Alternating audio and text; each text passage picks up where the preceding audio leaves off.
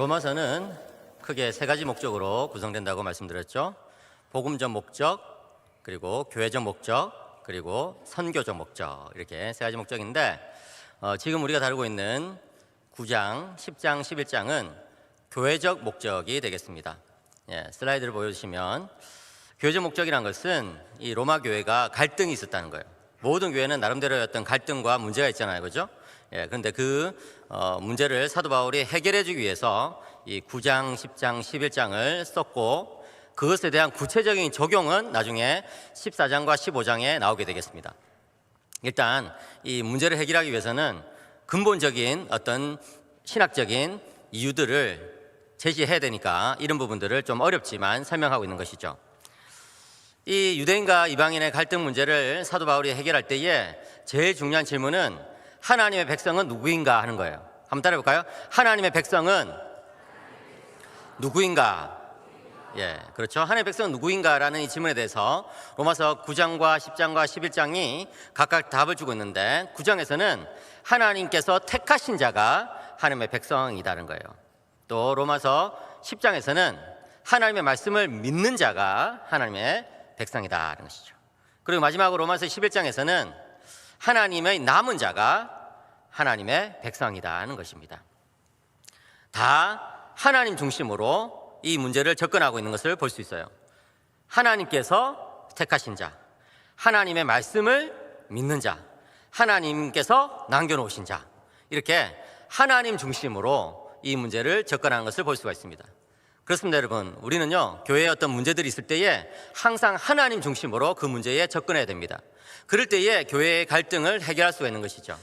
한 번은 제 아내가 이제 저와 함께 어디를 가고 있었어요. 제 아내가 뒤에 타고 제가 앞에서 운전을 하고 있는데 제 아내가 저한테 이렇게 말하는 거예요.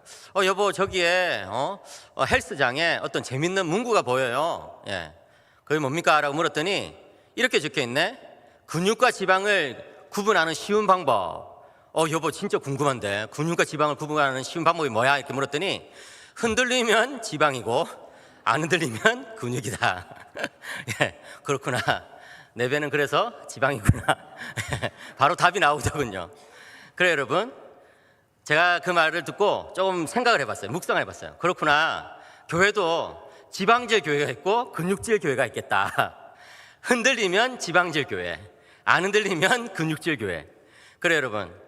교회마다 문제가 있고 어려움이 다 있거든요.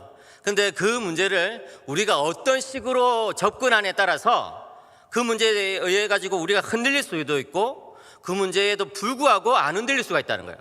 사랑하는 우리 성도님 여러분, 여러분들은 정말 문제를 만났을 때에 하나님 중심으로 그 문제에 접근하시기를 축복합니다. 그렇게 하여서 정말 흔들리지 아니하고 그 문제를 이겨내고 은혜의 자리로 계속해서 나가는 분들이 되시기를 축복합니다. 특별히 여러분, 이 로마서 9장과 10장을 보시면 참 어떤 흥미로운 부분이 나옵니다. 슬라이드 보시면은 로마서 9장은 하나님께서 택하신 자가 하나님의 백성이다 이렇게 이야기하고 있죠. 그죠? 이 문제를 하나님의 관점에서 바라보고 있다는 거예요. 누가 하나님의 백성이냐 했을 때 하나님께서 택하신 자가 하나님의 백성이니까 함부로 다른 사람들을 판단하지 말라는 거예요. 그래요, 여러분. 우리가 교회 생활하면서 다른 사람에 대해서 쉽게 이렇게 저렇게 판단할 수가 있거든요. 그런데 그래서는 안 되는 거예요. 왜냐하면 하나님께서 택하신 자라면 하나님의 백성으로 우리는 인정하고 그렇게 고백하고 가야 되는 거거든요. 그런가 하면 로마서 10장에서는 뭐라고 말합니까? 하나님의 말씀을 믿는 자가 하나님의 백성이라는 거예요. 여기서도 마찬가지죠. 우리가 다른 사람 봤을 때, 야, 저 사람 정말 어떻게 저런 말을 할 수 있냐? 어떻게 교회 생활을 저렇게 할 수 있냐? 어떻게 저 사람이 나한테 이런 말도 안 되는 소리를 할 수 있냐? 이렇게 생각할 수가 있겠지만 그 사람이 하나님의 말씀을 믿고 있다면, 그죠? 여러분, 하나님의 말씀을 믿고 있다면 하나님의 백성이라고 우리는 인정을 해야 되는 거예요. 이 다음 슬라이드 보시면은 이 로마서 9장은 하나님의 이 예정을 하나님의 관점에서 접근하고 있습니다. 이 부분에 있어서는 우리가 토를 자면 안 된다는 거예요. 지난주에 제가 설교를 하고 이제 여러 피드백이 있었는데 어떤 피드백은 뭐냐면은 야, 이 설교가 좀 무섭다 이런 피드백이 있었어요. 어떤 분들은 또 이 설교를 들으면서 정말 좀 궁금했던 것이 해결이 되었습니다. 이런 분들도 있었는데 그래요, 여러분. 우리가 이 어떤 예정의 문제, 구원의 문제를 하나님의 관점에서 접근하면 굉장히 무서워요. 그죠? 하나님께서 일방적으로 그냥 구원을 하실 자들을 택하셨다, 나머지는 지옥이다, 이렇게 성경에서 말하고 있는 내용들이 사실은 무서울 수밖에 없죠. 그렇지만 여러분, 그것도 성경에 나오는 거라는 거예요. 여러분, 성경에 나오는 내용은 우리가 그 말씀이 어떻게 우리에게 어떤 감정적인 반응을 불러일으키든지 간에 상관없이 우리는 믿어야 되는 거예요. 받아들여야 되는 거예요. 그렇게 하다 보면은 이제 하나님께서 또 이해가 되도록 해주시거든요. 이 9장에 이 구원이라는 것은 하나님께서 일방적으로 결정하시는 거라고 이렇게 사도 바울이 말했는데, 10장에는 뭐라고 말합니까? 하나님의 예정을 우리의 관점에서 설명한다는 것이죠. 누가 구원을 받느냐, 그 예정의 대상자가 누구냐 했을 때 하나님의 말씀을 믿는 자가 바로 예정된 자다라는 거예요. 이 구원의 문제를 그냥 하나님의 관점에서만 접근하면 너무나 무서울 거예요. 그런데 사도 바울은 로마서 9장에서 굉장히 강력하게 이 구원은 하나님께서 절대 주권으로 결정하신 것이다, 이렇게 이야기한 다음에 10장에서는 사실은 또 이것이 우리의 관점에서는 우리가 하나님의 말씀을 믿기만 하면 구원받습니다 라는 이야기를 하는 것이죠. 여러분, 이것을 여러 신학자들은 두 종류의 예정론이 있다, 이런 식으로 표현한 거예요. 굉장히 재밌는 표현이죠, 그죠? 하나는 위로부터의 예정론이에요. 또 다른 하나는 아래부터의 예정론이에요. 이 말이 조금 어려워요. 참 죄송합니다, 여러분이 신학자들은 이게 좀 어려운 말을 좀 만들어가지고 다른 사람들이 못 알아듣게 하는 그런 취미가 있는 것 같아요. 그죠? 어떤 옥스퍼드 교수가 있었는데, 알리스터 맥그라스라고, 그 사람 친구에게 이 알리스터 맥그라스가 이야기했습니다. 성부 하나님은 다 이해할 수가 없어. 성자 예수님도 다 이해할 수가 없는 거야. 성령 하나님도 다 이해할 수가 없어. 이렇게 했더니 이 알리스터 맥그라스 교수의 친구가 이렇게 말했어요. 나한테는 신학자가 제일 이해할 수 없어. 그래요. 굉장히 좀 어려운 편인데, 다시 그 슬라이드를 보시면 이 두 종류의 예정론이 있다는 거예요. 위로부터의 예정론은 뭐냐면은 이 예정을 하나님의 관점에서 관찰하는 거예요. 하나님의 어떤 절대 주권, 하나님의 전지성, 하나님의 전능성, 이런 데서 이 예정을 바라보는 거예요. 여러분, 한번 상상해 보세요. 생각해 보세요. 하나님께서, 그죠? 이 세상 종말에 심판을 하시잖아요, 그죠? 그 심판하실 때에 누가 구원받을지 또 누가 구원받지 못할지 하나님께서 결정하시잖아요, 그죠? 맞습니까? 근데 그 하나님의 그 결정에 대해서 하나님이 영원 전부터 모르셨겠습니까? 그죠? 이 종말에 있을 심판의 그 결정, 최종적인 심판의 결과에 대해서 하나님이 영원 전에 모르셨을까요? 다 알고 있는 거예요. 앞에 계시는 우리 장로님이 다 알죠. 다 알죠. 맞아요. 하나님은 전지하시기 때문에 모든 것을 영원 전부터 영원까지 다 아신다고 믿으시기 바랍니다. 그렇기 때문에 여러분, 우리 인간의 구원 문제에 대해서 하나님은 그냥 우연에 맡겨놓으시지 않는 거예요. 이 문제에 대해서 하나님께서 전지하신 하나님께서 다 알고 계시고, 전능하신 하나님께서 그 문제에 대해서 이미 결정해 놓으신 거예요. 예정해 놓으신 거예요. 그게 바로 이 위로부터의 예정론이라는 거예요. 하나님은 그 속성상 전지하시고 전능하시고, 그죠? 절대 주권자시기 때문에 이 인간의 구원 문제에 대해서는 하나님께서 다 아시고 결정해 놓으셨다는 거예요. 그런데 성경에는요, 아까 제가 말씀드린 것처럼 로마서 9장에는요 그런 관점에서 이것을 예정에 대해서 설명하고 있어요. 또 에베소서 1장에서도 그런 관점에서 이 예정을 설명하고 있어요. 그런데 또 성경의 다른 부분에서는요 예정에 대해서 다른 방식으로 설명하는 게 나온단 말이에요. 이것이 뭐냐면은 인간의 경우에서부터 이 예정을 설명하는 것이죠. 하루는 사도 바울이 이 선교 여행을 다니면서 이제 식사 때가 돼가지고 나무 밑에 그늘에 앉아가지고 식사를 하면서 곰곰이 생각을 해본 거예요. 한번 상상해 보세요, 여러분. 이건 성경에 나오는 장면이 아닙니다. 그냥 제가 상상해서 만들어낸 이야기인데 굉장히 그럴 법할 거예요. 한번 여러분들도 상상해 보세요. 이 사도 바울이 이제 나무 밑에서 이렇게 쉬면서 식사하면서 내가 어떻게 예수님을 믿게 되었을까 생각해 보는 거예요.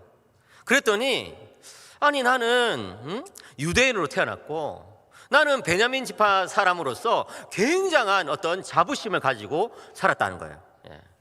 특별히 여러분이 베냐민 지파는 굉장한 자부심을 가지고 있었거든요. 왜냐하면은 다른 이스라엘의 지파들이 다 배반해가지고 북이스라엘로 넘어가가지고 우상숭배할 때 이 남유다에는 유다 지파와 베냐민 지파 이 두 지파만 남아가지고 하나님을 신실하게 섬겼기 때문에 이 베냐민 지파는 굉장히 자부심은 있었어요. 예. 그럼 나는 베냐민 지파로 태어났고 또 난 지 8일 만에 할례를 받았고, 이 말이 무슨 말입니까? 나는 아직 어렸을 때, 난 지 8일이 됐을 때도 벌써 율법을 지키고 있었다 이 말이에요. 우리 부모님은 그 정도로 신실한 분이었다. 예. 그렇게 하는 것이죠. 그리고 나는 어릴 때부터 그냥 율법을 딸딸딸딸 다 외우면서 613가지의 율법을 다 기억하고 있었고, 그것도 모자라가지고 장로들의 유전을 다 기억하면서 다 지키고 있었고, 예? 심지어 예수 믿는 사람들을 막 박해하고 옥에 집어쳐넣고 이런 어떤 열심을 가지고 있었는데, 그런 내가 어떻게 예수님을 믿게 됐을까? 여러분들도 그런 생각 해보신 적 있지 않습니까? 저는 그런 생각 해본 적이 있거든요. 예. 저희 아버지가 제가 25살 때 예수님을 믿었는데, 그 전까지는 정말 술, 담배를 너무나 좋아하시던 그런 불신자였어요. 예. 그랬는데 저희 외삼촌이 저희 친척들 가운데 제일 먼저 교회를 다니게 되었고, 그리고 또 저희 어머니께서 교회를 다니시게 되었고, 예. 그것도 꿈에 하나님이 나타나셨다는 거예요. 꿈에 하나님이 나타나셔가지고 너 계속 이런 식으로 교회 안 다니면 이 책에서, 이 생명책에서 너 이름을 지워버리겠다, 뭐 이런 꿈을 꾸셨다는 거예요. 예, 굉장히 참 신기하죠. 그 꿈을 꾸고 나서 그냥 겁이 나가지고 교회를 나오게 됐는데, 그렇게 해서 예수님을 믿게 됐다는 거예요. 그렇게 해가지고 이제 예수님을 믿게 됐고, 불신 남편 만나서 결혼했지만 그래도 어쨌든 예수님을 믿고 이제 자식들 와가지고 계속 신앙생활하고 자식들도 교회 다니게 하고, 그래가지고 이제 저도 예수님을 믿게 됐거든요. 물론 저희 아버지께서도 이제 제가 25살 때 예수님을 이제 영접하시고 신앙생활 하시다가 몇 년 전에 세상을 떠났지만, 어쨌든 그런 모든 과정들을 볼 때, 나는 어쩌면 예수님을 안 믿는 것이 더 당연할 수도 있겠다, 이런 생각이 드는 거거든요. 여러분들도 그런 생각 드시는 분이 있지 않습니까? 그죠? 예, 분명히 계실 거예요. 우리 가족들의 어떤 그런 모습이라든지 내가 살아온 어떤 그런 모습들, 그런 것들을 생각해 보면 나는 참 어쩌다가 내가 예수님을 믿게 됐을까, 이런 생각이 분명히 든단 말이에요. 사도 바울이 바로 그런 생각을 한 거예요. 내가 어쩌다가 예수님을 믿게 되었을까? 나한테 답을 찾을 수 있어요, 없어요? 없는 거예요. 내가 예수님을 믿게 된 그 이유를 나한테 찾을 수가 없으니, 어떻게 해서? 하나님께서 나를 택하셔서 예수님을 믿게 되었구나. 예, 그거라고요. 이게 바로 인간의 경험에서부터 출발하는 아래로부터의 예정론이라는 것이죠. 사랑하는 성도 여러분, 여러분들은 어떤 예정론이 더 좀 와닿으십니까? 어떤 분들은 그렇습니다. 예, 맞죠. 하나님은 절대 주권자시고 전지전능하시니까 하나님께서 나를 이렇게 예정해 주셨다는 것이 참 감사해요, 이렇게 생각하는 분들은 이 첫 번째 위로부터의 예정론이 좀 와닿을 수 있을 거예요. 또 어떤 다른 분들은 내가 어떻게 해서 예수 믿게 됐을까, 참 하나님 너무나 감사합니다, 나는 참 예수님 안 믿어야지 더 맞는 것 같은데 어떻게 하다 보니까 내가 이렇게 예수 믿게 됐구나, 정말 저를 불러주셔서 감사합니다, 하나님께서 나를 예정해 주셔서 내가 예수 믿게 됐습니다, 이렇게 하는 그런 아래부터의 예정론이 더 와닿는 분도 있을 거예요. 그런데 둘 다 성경에 나오는 내용이에요. 예, 그래요 여러분. 우리는요 뭔가 대조시키기를 원해요. 그래가지고 뭐 하나님이 절대적으로 이렇게 다 하시니까 우리는 아무것도 할 일이 없다, 이렇게 생각하거나, 아니면 이 구원은 어쨌든 내가 열심히 예수님 믿어야 되는 거야 하면서 그냥 뭐 하나님의 어떤 주권이고 뭐고 뭐 생각을 별로 하지 않고 그냥 내가 뭐든지 하려고 하는 어떤 그런 경향성, 이런 쪽으로 치우치기가 쉽거든요. 양쪽 중에 하나로 치우치기 쉽다고요. 그런데 G.K. 체스터턴이라는 사람이 굉장히 멋진 말을 남겼어요.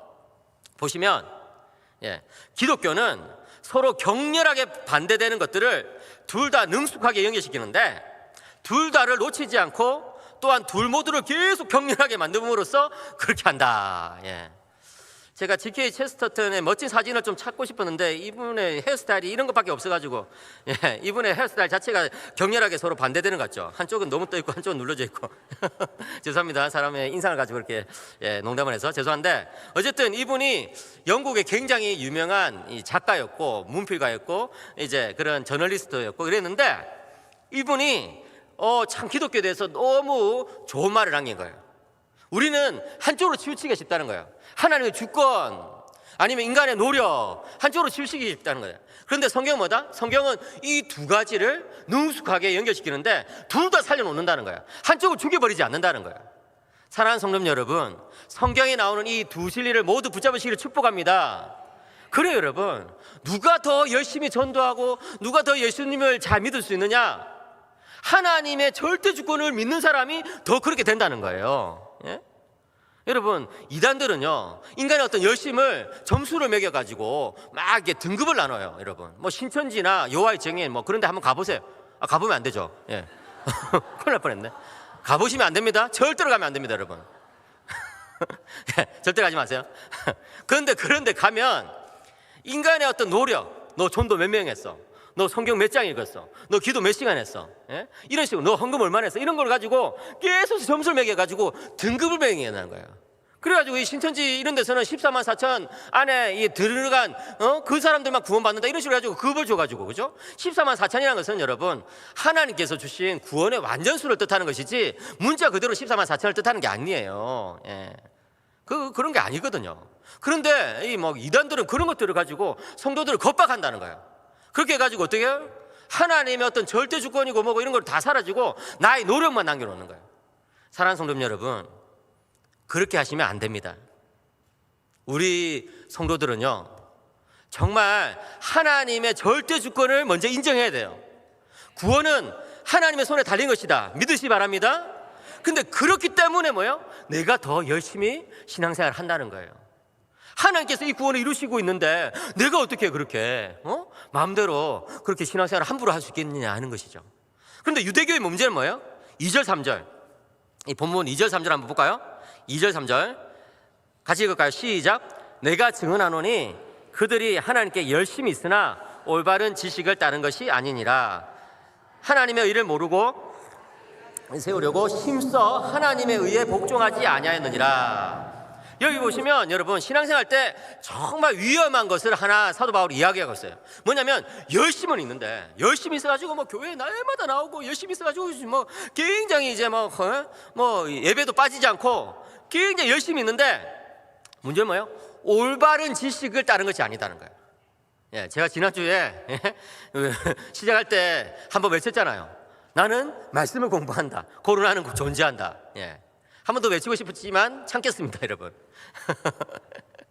제가 아는 어떤 목사님은 제가 굉장히 존경하는 목사님인데 그 말씀을 나는 말씀을 공부한다. 코로나는 존재한다. 이거를 1년 동안 성도들하고 외쳤다고 그러더라고요. 그런데 여러분, 그게 왜 중요하냐 했을 때 신앙은 열심만으로는 안 된다는 거예요. 여러분들이 정말 열심히 기도하고 열심히 찬양 부르고 열심히 봉사하고 너무 좋은 거예요. 너무 잘하고 계시는 거예요. 그런데 문제는 뭐예요? 올바른 지식을 따르지 않으면 그 모든 열심이 헛것이 된다는 것이죠. 유대인들도 마찬가지예요. 열심을 치면 유대인처럼 신앙생활 열심히 하는 사람 없어요, 여러분. 열심을 치면 유대인처럼 그렇게 하나님의 말씀을 딱 기록하면서 다 지키려고 하는 그런 사람 없다고요. 그런데 문제는 뭐예요? 올바른 지식을 따르지 않았다. 그래서 어떻게 해요? 하나님의 의를 모르고 하나님의 의를 무시하고 자기 의를 내세운다. 자기 의를 계속. 이게 문제인 거예요. 사랑하는 성도 여러분, 이게 유대인들만의 문제가 아니에요. 우리가요 신앙생활 하다 보면은 하나님의 의를 무시하고 자기 의에 빠져서 살아가는 사람들이 간혹 있어요. 그래가지고 항상 다른 사람들에게 인정받기를 원하죠. 예. 제가 몇 달 전에 어디 교회 갔는데 그 교회 권사님 몇 분이 삐지신 거예요. 예. 권사님 몇 분이 삐지면 목사님이 목회하기가 굉장히 힘들어지거든요. 예. 그래가지고 왜 삐졌나 봤더니 이 토요일 날 권사님들이 와가지고 이 주일 날 식사를 다 준비하고 이제 이렇게 딱 세팅해놓고 이제 좀 쉬고 있는데 마지막 청소를 어떤 여집사님이 와서 이제 하고 있었던 것이죠. 근데 그때 마침 담임 목사님이 나타난 거예요. 그래가지고 담임 목사님이 우리 집사님 정말 수고가 많으시네요. 정말 이렇게 토요일 날 나오셔가지고 이렇게 하니까 안방에서 쉬고 있던 권사님들이 우리 목사님은 우리들이 그렇게 막 힘들게 막 반찬 만들고 할 때는 나타나지도 않으시더니 저 집사는 진짜 마지막에 나타나죠. 저렇게 막 청소 좀 하고 있는데 그걸 보고 막 저렇게 칭찬해주고 진짜. 여러분, 그런데 여러분, 사실은 그런 마음이 우리 안에 있을 수 있어요. 뭐야? 내가 이 정도로 봉사하고 있으니까 좀 알아주시오. 응? 내가 이 정도로 우리 거제교회를 위해서 열심히 수고하고 있으니까 좀 알아주시오. 내가 이 정도로 막 헌금하고 있으니까 좀 알아줘야 되는 거 아니오 하는 그런 마음들이 있을 수 있다니까요. 굉장히 열심은 있으나 뭐요? 올바른 지식을 따른 것이 아니다는 거예요. 이 유대인들이 하나님의 의를 다 무시한 채 자기의 의를 내세우려고 해요. 근데 여러분, 이 유대인들이 잘못 알고 있었던 것이 바로 이 지점이에요. 슬라이드 다시 보시면은 여러분 한번 생각해 보세요. 제가 예전에 한번 질문한 적이 있어요. 유대인들이 이렇게 생각했다면 O일까요? S일까요? 우리가 율법을 안 지켜서 심판을 받은 것이다. 유대인들이 막 포로로 잡혀갔잖아요, 그죠? 아수르로 바벨론으로 포로로 잡혀갔는데 그 율법에 안 지켜서 그렇게 심판을 받은 것입니다 했을 때 O입니까? S입니까? O 맞아. 율법을 안 지켰기 때문에, 그죠? 심판 받은 거 맞아요. 근데 그 밑에 거 유대인들 거기서 한 걸음 더 나가가지고 그러니까 율법을 잘 지켜야지 구원을 받구나. 이건 O일까요? X일까요? X 이게 X. 네, 우리 찬양대는 다 알고 계시네요. 예. 그 외 분들은 다 모르고 계시네요. 다 아는데 이제 대답을 안 해주셨든지. 근데 여러분, 이 두 문장이 차이가 굉장히 큰 거예요.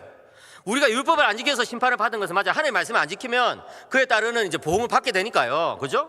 그런데 거기서 한 걸음 더 나가가지고 율법을 잘 지켜야지만 구원을 받는다.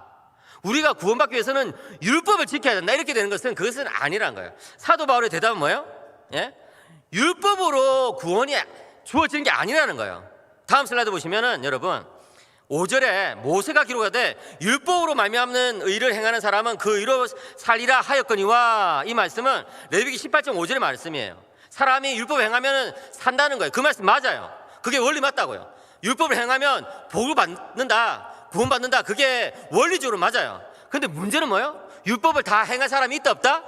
없다는 것이죠. 율법을 다 행한 사람이 없어요. 그래서 뭐가 필요해요? 그래서 믿음이 필요하다는 거예요. 그래서 메시아가 필요하다는 거예요. 그래서 예수님의 의를 붙잡아야 된다는 거예요. 그래서 자기 의가 아니라 하나님의 의를 붙잡아야 된다는 거예요. 사랑하는 성도 여러분, 그 사실을 잘 아셔야 돼요. 갈라디아서 3장 10절에서 뭐라고 말합니까? 무릇 율법 행위에 속한 자들은 저주 아래 있나니 기록된 바 누구든지 율법책에 기록된 대로 모든 일을 항상 행하지 아니한 자는 저주 아래 있는 자라 하였습니다. 율법을 행하면 구원받는 거 맞는데, 복 받는 거 맞는데 그렇게 안 되니 하나님께서 율법과 함께 또 믿음의 길을 동시에 주셨다는 거예요. 그렇기 때문에 우리는 율법으로 하나님의 말씀을 쭉 지키다가 안 되면 어떻게 해요? 믿음의 길을 가야 된다. 당연히 믿음의 길을 가야 된다는 거예요. 누구든지 결국에는 율법을 지키다 보면 믿음의 길로 가게 돼 있다는 거예요. 율법을 다 지킬 수가 없으니까. 예를 하나 들어볼까요? 우리 찬양이 노래했던 조석강 강도사님, 그죠? 예, 너무 멋있게 잘생기셨는데 찬양대 한번 대답해요. 조석강 강도사님이 잘생겼어요? 제가 잘생겼어요? 예, 설교자 화나게 만들면 설교가 길어집니다. 우리 조강 선생님 얼굴이 빨개지는데, 그 이제 교회 앞마당에서 우리 조강 선생님하고 저하고 예를 들어서 막 누가 덜 잘생겼느니 막 이렇게 막 이야기하고 있는데, 예, 그 앞을, 우리들 앞을 차은우라는 아이돌 스타가 지나가는 거예요. 여러분 차은우 아세요? 차은우? 한번 보여드릴까요? 차은우 보여주세요, 여러분. 차은우 준비 안 됐습니까? 어떡하지? 차은우 보여드렸던 것 같은데 아니구나. 예. 나중에 찾아보시기 바랍니다. 예. 차은우가 엄청 잘생겼어요. 예, 여러분 제가 한번 보여드릴까요? 예. 안 보이네. 예. 보여드릴 수가 없어요. 찬양대는 조금 보여드릴 수 있겠다. 예. 잘생겼죠? 예. 예, 잘생겼어요, 여러분. 그래요, 여러분. 우리 인간의 관점에서는 누가 율법을 더 잘 지킨다, 누가 율법을 좀 못 지킨다, 이런 이야기를 할 수 있을지 모르겠어요. 그런데 하나님의 관점에서 보면은 다 똑같다는 거예요. 다 똑같이 죄인이라는 거예요. 그렇기 때문에 여러분, 사도 바울이 로마서 이 본문 10장 4절에서 뭐라고 이야기해요? 10장 4절 굉장히 중요하니까 다시 한번 같이 읽어볼까요? 시작. 그리스도는 모든 믿는 자에게 의를 이루기 위하여 율법의 마침이 되시니라. 예. 그리스도는 모든 믿는 자에게 의를 이루기 위하여 율법의 마침이 되셨다. 율법을 다 지켜버렸다는 거예요. 다시 말해서 우리가 율법을 지키는 길은 우리가 스스로 노력해가지고 자기의 의로서 율법을 다 지키는 길이 아니라 누구를 붙잡는 길? 그리스도를 붙잡는 길이 우리에게 주어진 길이라는 거예요. 그런데 유대인들은 교만했다는 거죠. 교만했다. 그래가지고 6절 7절 보시면 믿음을 말미암는 의는 이같이 말했대. 네 마음에 누가 하늘에 올라가겠느냐 하지 말라 하니, 올라가겠느냐 하면 그리스도를 모셔내리라는 것이요. 7절에 혹은 누가 무저갱에 내려가겠느냐 하지 말라 하니, 내려가겠느냐 하면 그리스도를 죽은 자 가운데서 모셔올리려는 것이라. 예. 그러니까 당시에 이제 이 말씀은 뭐냐면 신명기 30장의 인용이거든요. 이 모세가 뭐라고 하냐면 신명기 30장에서 하나님의 말씀은 우리 가까이 있다, 하나님의 말씀을 지키는 길은 우리 가까이 있다, 이렇게 이야기를 해줬어요.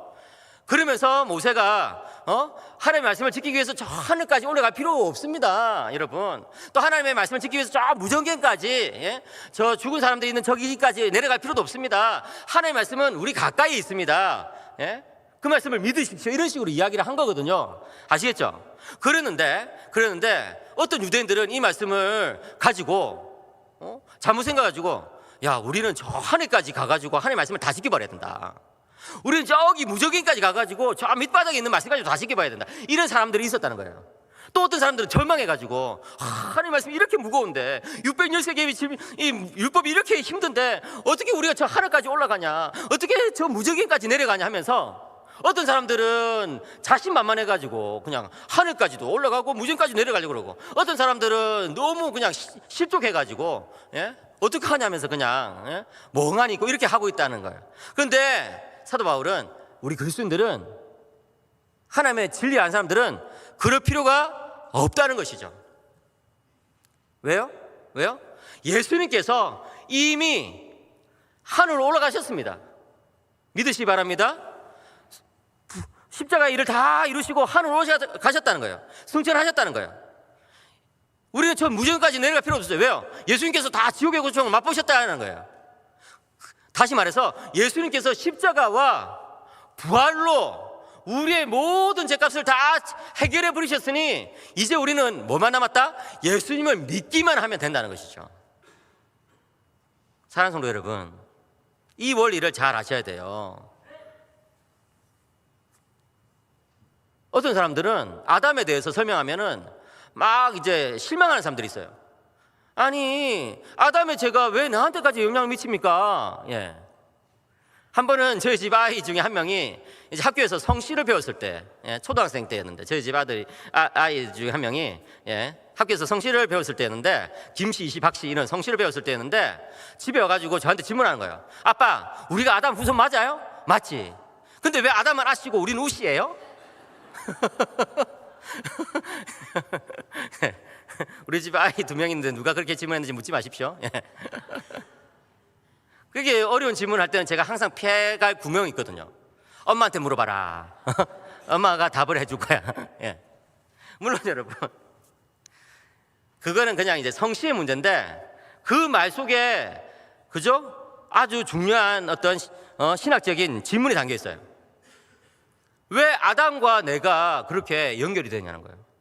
난 아담을 한 번도 본 적이 없는데 왜 아담이 죄를 지었다고 내가 그렇게 벌을 받아야 되냐는 거예요. 그게 뭐예요? 대표의 원리입니다. 대표의 원리. 아담이 우리 모든 인류의 대표자이니까, 아담이 넘어진 것이, 아담이 죄를 지은 것이 우리 모두의 죄가 돼버렸다는 거예요. 이 아담이 본성이 왜곡된 것이 우리 모두의 본성을 다 왜곡시켜 버렸다는 거예요. 아담이 타락하고 나서 우리 모두가 다 죄인이 돼버렸다는 거예요. 그런데 여러분, 그것에 대해서 억울하죠. 근데 그에 대한 사도 바울의 대답은 뭐예요? 억울하면 예수님을 믿으십시오라는 거예요. 예수님 믿으라는 거예요. 왜? 똑같은 원리를, 그 대표성의 원리를 하나님은 예수님에게도 적용한다고 사도 바울이 이야기하는 거예요. 무슨 말인지 아시겠죠? 왜 예수님을 믿으면 구원을 받습니까? 예수님이 십자가에 달려 죽은 게 왜 나한테 영향을 미치냐는 거예요. 예수님이 부활하신 게 왜 나한테 영향을 미치냐는 거예요. 예수님이 이 새 언약의 대표가 되셔가지고 모든 믿는 자를 예수님과 연합시켜 버렸거든요. 여러분, 다음 슬라이드 보시면, 그래서 사도 바울이 계속해서 강조하는 것이 믿음이에요. 믿음. 하나님의 예정은 믿음으로 실현이 된다는 거예요. 9절 보세요. 9절. 내가 만일 내 입으로 예수를 주로 시인하며 또 하나님께서 그를 죽은 자 가운데서 살린 것을 내 마음에 믿으면 구원을 받으리라.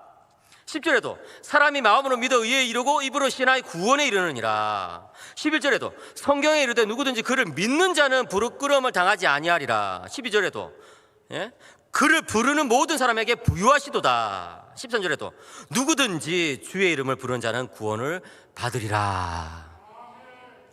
여러분, 그래요. 어떻게 보면 하나님께서 그죠? 일방적으로 구원에 대해서 다 예정해버리고 작정해버린 것이 좀 무서울 수 있어요.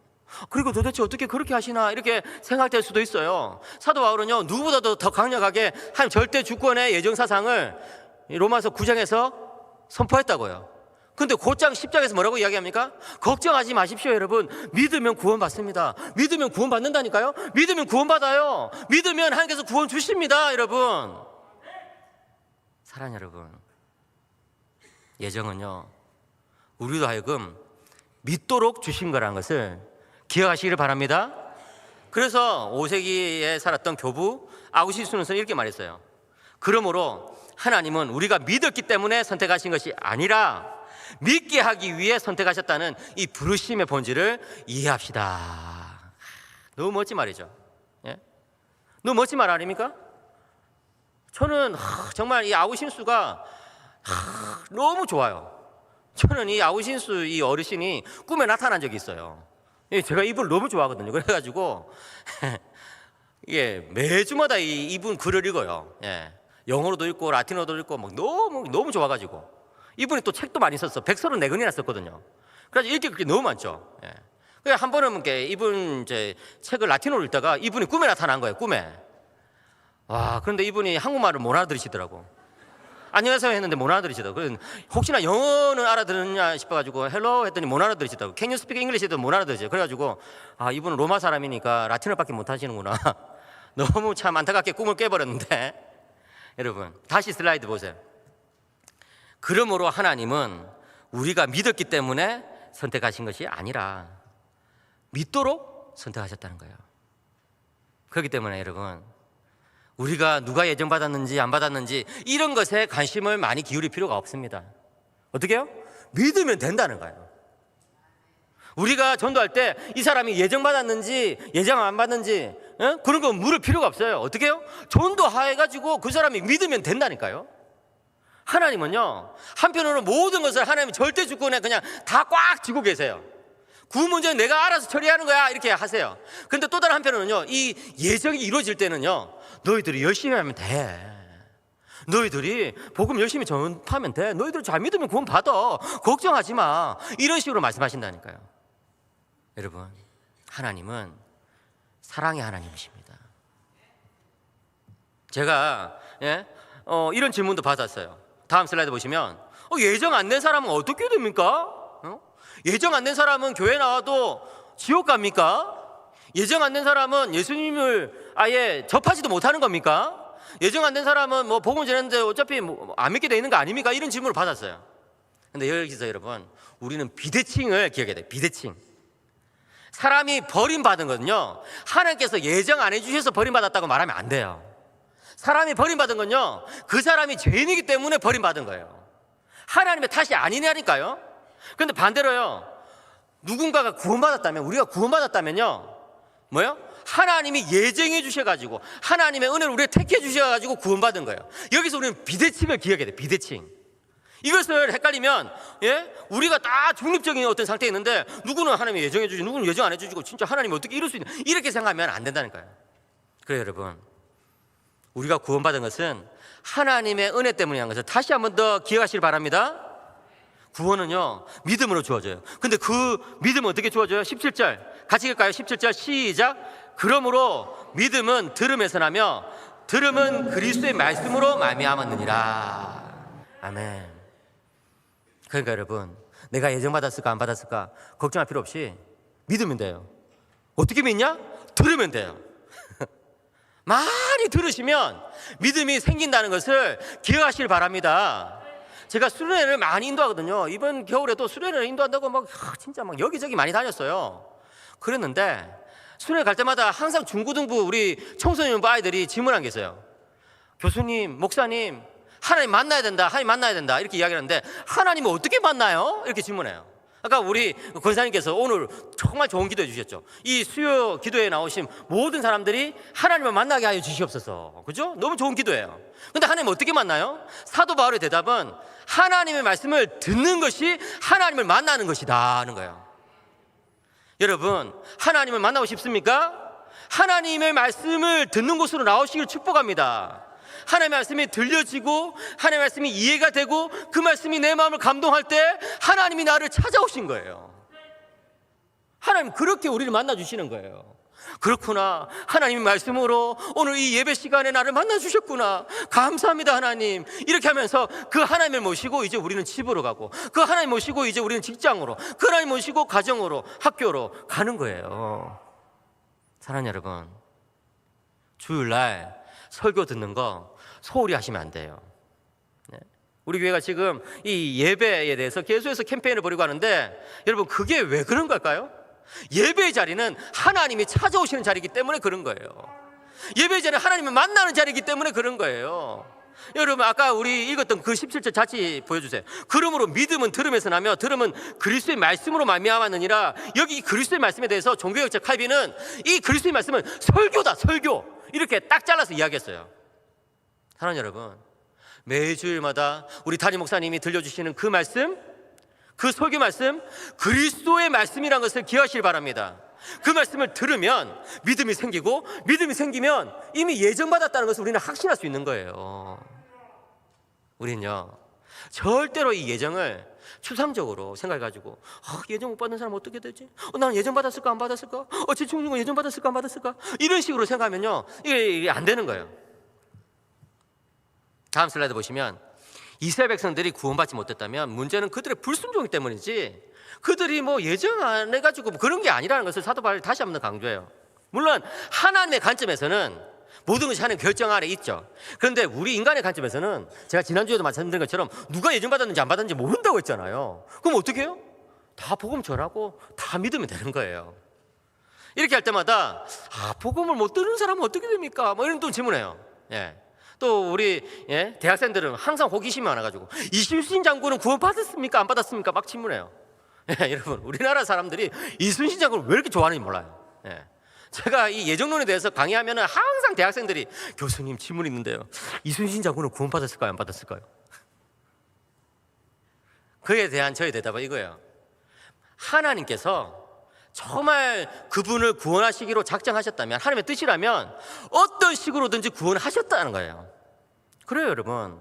여러분 이 교회사를 보면 굉장히 빠른 시간에 벌써 복음이 저기 인도까지 전파된 것을 우리는 알 수 있거든요. 도마가 인도에서 순교당했다 이런 기록들을 우리는 발견하게 되거든요. 인도까지 갔다면 중국까지, 그리고 우리나라까지 왔을 수도 있는 거예요. 우리는 기록이 안 남아있어서 잘 모르지만, 그죠? 정말 하나님께서 이순신 장군을 구원하실 그런 생각이었다면 특별한 섭리로 구원하실 수도 있는 거예요. 그런데 만약에 여러분 안타깝게도 그분이 구원 못 받았다고 한다면, 우리는 모르지만 못 받았다고 한다면 하나님이 불의해서 그런 게 아니라는 거예요. 하나님 그 누구도 불의하게 대하는 것이 아니거든요. 그분이 구원 못 받았다면 자신의 죄 때문에 구원 못 받은 것이지, 하나님이 뭐 사랑이 부족해서라든지 하나님이 불의해서 그런 게 아니란 거예요. 그런데 여러분 만약에 이 질문을 사도 바울에게 질문했다면, 사도 바울에게 이순신 장군이 구원 받았을까요 안 받았을까요 이렇게 질문했다면 사도 바울은 분명히 이렇게 대답했을 거예요. 죄송합니다, 제가 더 열심히 복음을 전하겠습니다. 제가 더 열심히 복음을 땅끝까지 전하겠습니다. 제가 더 열심히 하나님의 이 그리스도의 이 의를 전하겠습니다. 왜요? 지금도 여러분 이순신 장군처럼 그렇게 훌륭하신 분들이 지구촌 곳곳에서 세상을 떠나고 있지 않습니까? 그렇잖아요. 그러면 우리 그리스도인들의 태도는 뭘까요? 이순신 장군이 구원받았을까 안 받았을까 이런 것을 질문하는 그 시간에, 그런 어떤 생각을 하는 그때 복음을 전해야죠. 더 열심히 선교해야죠. 여러분 진짜 사도 바울이 예전으로 우리에게 알려주는 이유는요, 하나님께서 뜻이 있으시면 누구든지 구원할 것이니까 가서 복음을 전하라는 거예요. 사랑하는 여러분, 여러분들이 이 메시지 들을 때에 여러분 마음속에 거룩한 영적인 부담이 있는 사람 없습니까? 복음을 전하시기 바랍니다. 정말 복음을 전하시기 바랍니다. 그러면요, 진짜 택하신 자는 하나님께서 구원해 주세요. 구원해 주신다고요. 다음 슬라이드 보시면 마지막 슬라이드입니다. 20절 21절 같이 읽겠습니다. 시작. 이사야는 매우 담대하여 내가 나를 찾지 아니한 자들에게 찾은 바 되고 내게 묻지 아니한 자들에게 나타나노라 말하였고 이스라엘에 대하여 이르되 순종하지 아니하고 거슬러 말하는 백성에게 내가 종일 내 손을 벌려놓으라 하였느니라.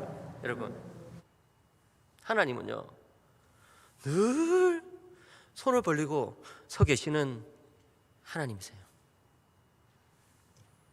집 떠난 탕자를 늘 기다렸던 그 아버지처럼 비가 오면 우산 하나를 더 들고 날씨가 추울 때는 외투 하나를 더 들고 집 떠난 아들이 돌아오기를 기다렸던 그 아버지처럼, 누가복음 15장의 아버지처럼 늘 그 손을 벌리고 서 계신다고요. 하나님께서 손을 벌리고 서 계시다면 우리도 역시 하나님처럼 이 교회 바깥에 있는 사람들에게, 이 복음의 울타리 바깥에 있는 사람들에게 손을 벌려주어야 되지 않습니까? 그래요, 여러분. 하나님의 일하심은 참 신비로워요. 신비로워요. 어떻게 구원이 이루어질지 우리는 다 알 수 없어요. 그렇지만 반드시 구원하신다는 거예요. 믿으시 바랍니다. 우리 인생도 마찬가지예요. 때로는요, 하나님의 뜻이 도대체 어디 있을까?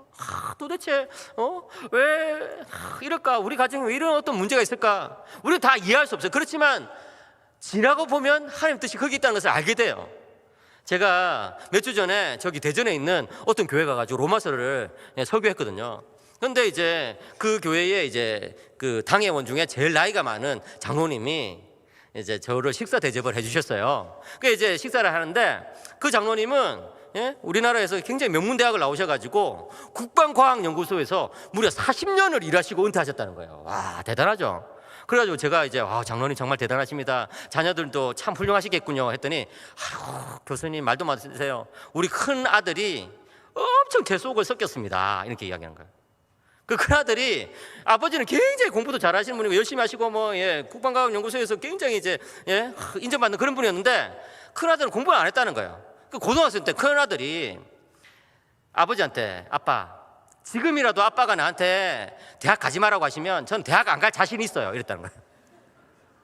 그러니까 이 장로님은 속에서 막 이런 게 올라오더랍니다. 그게 막 이런 게 막 올라와가지고. 그런데 이제 이 국방과학연구소에 있다 보니까 저 러시아에 있는 어떤 분을 알고 있어가지고, 야, 너는 어차피 국내에 있는 대학은 잘 못 갈 것 같으니까 저기 러시아에 있는 대학이나 가래가지고 이제 러시아에 있는 대학을 보냈는데 거기서도 계속 놀았다는 거예요. 전화하면 계속 돈 벌어달라고 그러고. 그러니까 이 장로님이 또 속에서 이런 게 팍 오는 거예요.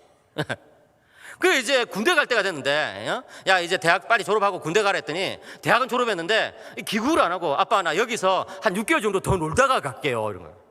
그래 또 속에서 이렇게 확 올라온 거예요. 신앙생활도 안 하고 공부도 안 하고 아무것도 안 하니까 이게 속에서 이렇게 확 어이구 주여 이러시네. 그런데 그 아들이 이제 군대 갔는데 군대에서 예수님께서 그 아들을 만나 주신 거예요. 군대에서 돈도를 받아가지고 신앙생활을 하게 된 거예요. 장로님 아들이. 그래가지고 어떻게 돼요? 거기에서 이제 정신 차리고 거기서 이제 공부를 하고 이제 제대해가지고 딱 공부를 해가지고 이제 했는데 그해 마침 외국에서 유학한 사람도 의학 전문 대학원에 갈 수 있도록 딱 길이 열려버린 거예요. 그해만 그해하고 딱 2년 그랬는데 딱 그해 마침 그해 딱 열려버린 거예요. 그래가지고 이 아들이 이제 열심히 공부해가지고 학교에 버렸네. 그래서 지금 의사가 돼버렸네. 그래가지고 그 장로님이 저한테, 교수님, 하나님의 때가 있는 것 같습니다. 그래요, 여러분. 우리는요, 하나님의 작정이 어떻게 이루어지는지 몰라요. 우리는 누가 예정됐는지 누가 예정 안 됐는지 우리는 몰라요. 그런 거 물어볼 필요도 없어요. 근데 분명한 건 뭐예요? 한 영혼을 품고 기도하면 하나님께서 때가 차면 이루시고 응답하신다는 거예요. 때가 차면 구원하시고 하나님의 사람으로 불러주신다는 거예요. 그렇기 때문에 우리에게 필요한 건 뭐예요? 인내하면서 기다리면서 기도하는 것이죠. 사랑하는 성도 여러분, 이 밤에 잘 오셨습니다. 이 밤에 이 마음 가지고 하나님께 기도하십시다.